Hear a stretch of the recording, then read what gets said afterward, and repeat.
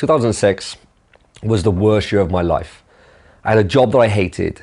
Had no money, was in obscene amounts of debt, like $60,000 of debt.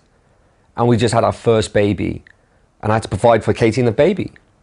And it was my duty to provide for my family.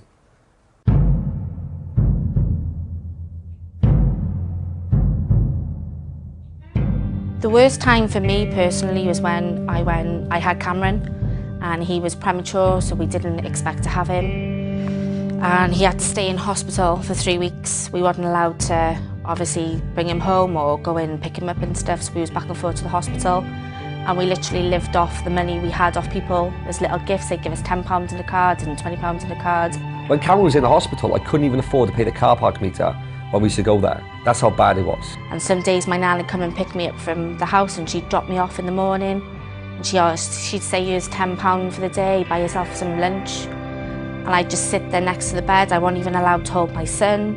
It wasn't as if we could go down to the shop and buy food. We used to have to take packed lunch to the hospital.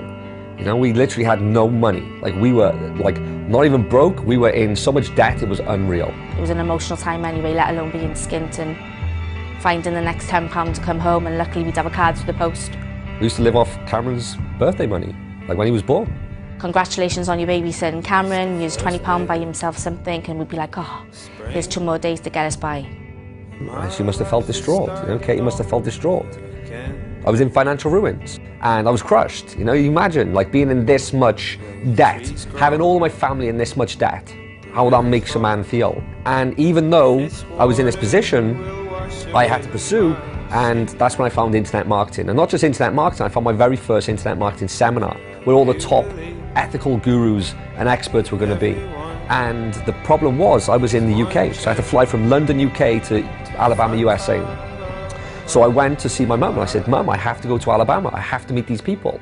Well, Alex came, and he wanted to borrow some money because he'd been doing some research and wanted to go to Alabama to a seminar. And she kind of looked at me funny and was like, well, you know, Alabama, really? I wasn't concerned about lending money, but I was concerned about him going to Alabama and who was over there. And after a lot of convincing and showing her the websites, she said, okay, let's do it. You can go. So I made sure my husband went with him, so my husband went along, and just as security. And we went. Me and him took off to Alabama. Did a few days over there, and really that's when his internet marketing business took off from there, you know. But I knew that these people would be the coaches, and these now were the backbone to where I started my internet business. These are the people who coached me from the beginning. From that day forward, it's just grown and grown, you know. So now leaving that seminar, having the information, the knowledge and tools to go and make something for myself. You know, that's how this whole $1 million business was built. And we worked on my very first website. Now that first website, in the very first week, generated $27,000. Imagine $27,000 in the first week. Imagine what that did for me and my family. When Alex did his launch, his first launch, we sat there and we were pressing the button on the PayPal and watching all the money come in, and it was just unreal. It wasn't realistic, and technically it didn't feel realistic until he transferred the money from PayPal into the bank account. For me, it gave me a soul back again, because, you know, I wasn't just getting myself into debt, I was getting my wife into debt and my mum into debt, and that was hurting me bad. And they were both rooting for me, and they were going all the way with me.